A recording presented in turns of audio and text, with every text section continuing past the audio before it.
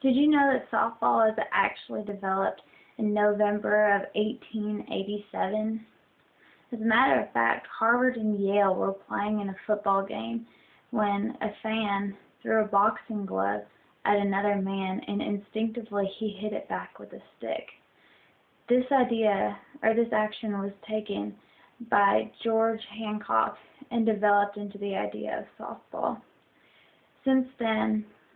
currently 40 million people every summer are involved in softball.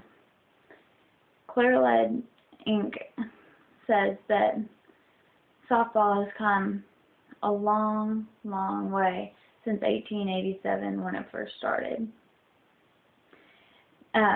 Softball is basically the movement that it takes to ensure the development and results that are desired in the process of making a play. In softball, there are two major aspects of the game, that is offense and defense. Defense is what I'm going to focus on today, and the major parts of defense are fielding and throwing. And today I'm actually going to focus on the defensive aspect of fielding, and more specifically, fielding a ground ball. How to field a ground ball is actually a wonderful set of movies and I guess documentaries explaining how to field a ground ball. And it basically says that fielding a ground ball can be broken down into three major sections that are the preparation and the movement and the action that it takes to field the ball. There's actually not a very good way to describe how to field a ground ball because there are so many adjustments that you have to make along the way. The first major thing that you have to do is that you have to adjust to the situation before the ball is even thrown by the pitcher. For example, if there is a left-handed batter at being a shortstop, I'm going to take a few steps in and move to the right, because whenever I see a left-handed batter, my first thought is they're going to be a slapper and they're going to be quick, so I need to be able to get to the ball quick to get the out. Another situation is if there are the bases loaded and there's a force at home, the coach will usually have the infield play a few steps in so that they can all have a shorter distance to throw to get the ball home. Then the first thing that you can, or I guess the next thing that you can do is to know the pitcher's signs and the tendencies of her pitches. For example, in my situation, I can see the signs that are given to my pitcher, and I know that if she throws a curveball to a right-handed batter, more than likely they're going to try to wrap around the ball, and that's going to be hit towards me as a shortstop. So I need to be ready for a hard-hit ball that could have a lot of spin on it because the pitch has a lot of spin. Once you become a more developed player, you can actually learn how to read the spin as it's coming to the bat and see the spin coming off the bat to know what direction the ball is going to move from the point that it is hit. You can know that if that ball is going to hit the ground, it's going to shoot off to the left, it's going to shoot off to the right, or even from the pitch itself, know that the ball is going to be popped up and that there's not a whole lot to worry about. At the point of watching the pitcher and being ready, you need to be in a crouched position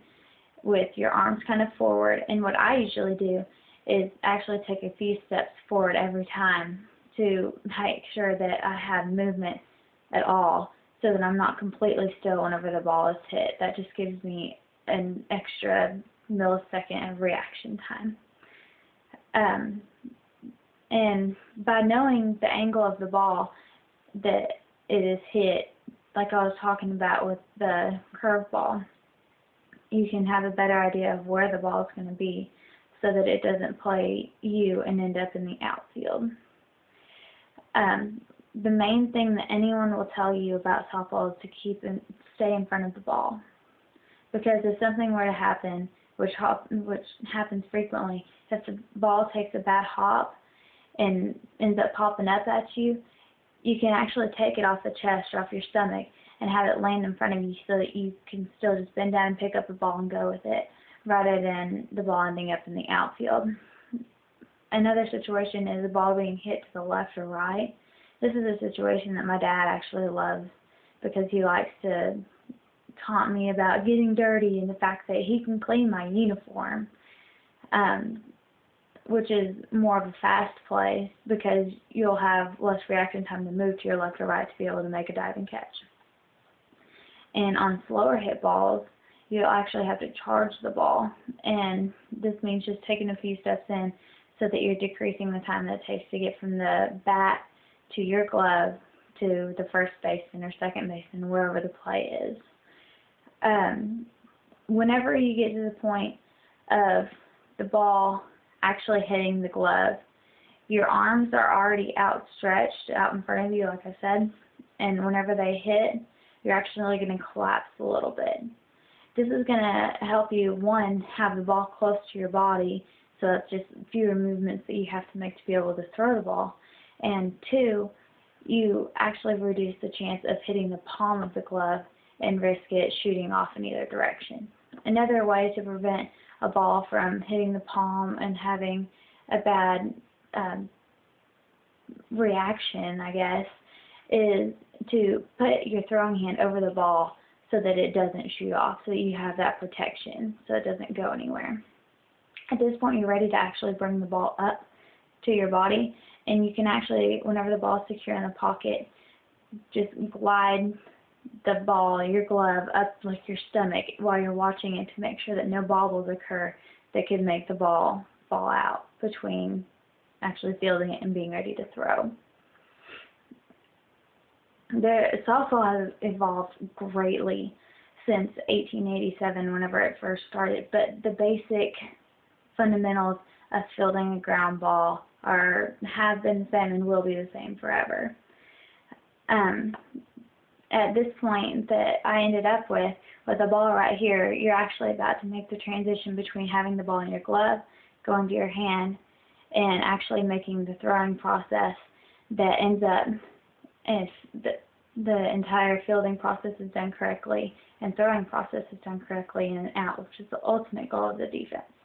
Actually, the ultimate goal of the defense is to get 3 outs and to prevent the offense from scoring. So that was my my speech for oral comm, and I hope you enjoyed it.